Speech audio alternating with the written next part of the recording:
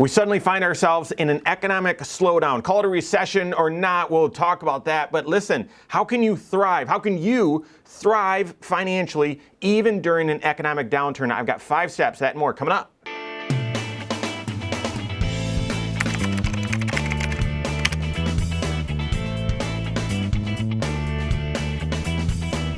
My name is Mike Bernard. I'm the host of The Wise Money Show. I'm also one of the certified financial planners right here at Korhorn Financial Group. Make sure you hit that subscribe button, turn on notifications, and smash that thumbs up button. My goodness, I'm tired of the are we in a recession or are we not in a recession? And the fact that it's politicized just makes me sick. I'm assuming it makes you sick as well. Listen, the layman, the conventional definition is that 2 consecutive quarters of declining GDP, that's a recession. Now, technically, a group of economists, as part of the National Bureau of Economic Research, they are the ones that officially decide it. However, this group, they meet in secret. There's no official schedule. They don't really release what they're coming up with unless they come out and say, hey, we're in a recession. We might not find out for a year. We might not find. So if they're the ones that officially call it a recession or not, that's fine. You just can't plan off of that. By the time they tell you we're in a recession, we're usually on the other side of it and working our way out of it. So the short and quick and easy definition that is sort of commonly accepted is 2 consecutive quarters of shrinking GDP. We have that, but we also have a very strong labor market and other things happening. It is confusing. I get it. Regardless, the economy has slowed, as evidenced by GDP. There are parts that are still very hot, and that makes it sort of a debate as to whether we're officially in a recession or not. I don't care. The economy has slowed down. And when you're in an economic slowdown, are there certain things that you should be doing in your financial life so that you can thrive during this economic slowdown, whether it's shallow and short or whether it's deep and long? What are the things that you need to do to thrive financially during an economic slowdown? The first is keep contributing to your long-term goals. Keep contributing to your long-term goals. You want to avoid these pockets in your financial life where you're not making progress. And I get it. When you're contributing and then you look at your statement and your balance has gone down, you're going to think, I just contributed over the last quarter, I contributed $5,000 to my 401k and I lost 10. Therefore, that money I contributed is gone. No, that's how it works with your bank account. When you see your bank account balance drop by $5,000, that money is officially gone. It's been spent, okay? But within your 401k, you own shares. Those shares are priced every day. And that's the value that you see on your statement. Yes, the $5,000 that you contributed over the past quarter, that's still in there, represented in the number of shares that you own. Temporarily, the value has gone down, and it might take a while for that value to come back, but you still own those shares. So if you look at that and get emotional and say, well, then I'm going to stop contributing, or this economic downturn got personal to me, I lost my job or became underemployed, something like that, and I've got to stop my contributions, you then look back and you've got pockets of times where you stop making progress towards your financial goals, and that ends up leading you to being off track. So both emotionally, because stock markets are usually down during economic downturns, so there's a lot more volatility, and then second, because you might have a disruption in your income, for many people, it's difficult to continue to contribute during economic downturn. So the number one way, the first tip that I would tell you to thrive financially during an economic downturn is to keep contributing. Why? So you avoid those pockets, but you're also able to buy shares when prices are temporarily lower, that when they rebound and get back to all-time highs and then create new all-time highs, you've got more shares that can catapult your balance and get you closer to your financial goals. Second tip to thrive during an economic downturn is update your budget. That sounds like, it's so boring. But listen, if this economic downturn hits you personally and you've got to make some adjustments in your finances, updating your budget ahead of time, you are knowing where your money's going.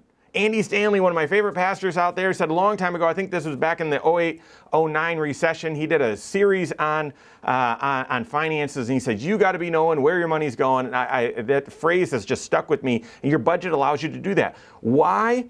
going into an economic downturn, if your income gets cut, if your hours get cut, if you lose your job, if your spouse loses their job, if something happens with a family member and you need to assist them, something like that, you've got to know, you've got to have visibility on how much income's coming in and where the money's going so that you know what adjustment, how much wiggle room you have, and then what adjustments you need to make. So second tip during an economic slowdown to thrive is to update your budget so you know where you stand. Third, keep your emergency fund intact. And if you're a regular listener of the Wise Money Show channel, I've been preaching this coming out of COVID because we all of a sudden found ourselves with a lot more discretionary income. We got stimulus payments, and most of us weren't able to spend or go travel, and all of a sudden we had money built up. And as things started to open back up, I kept saying, stay within your means, stay within your means, stay within your means.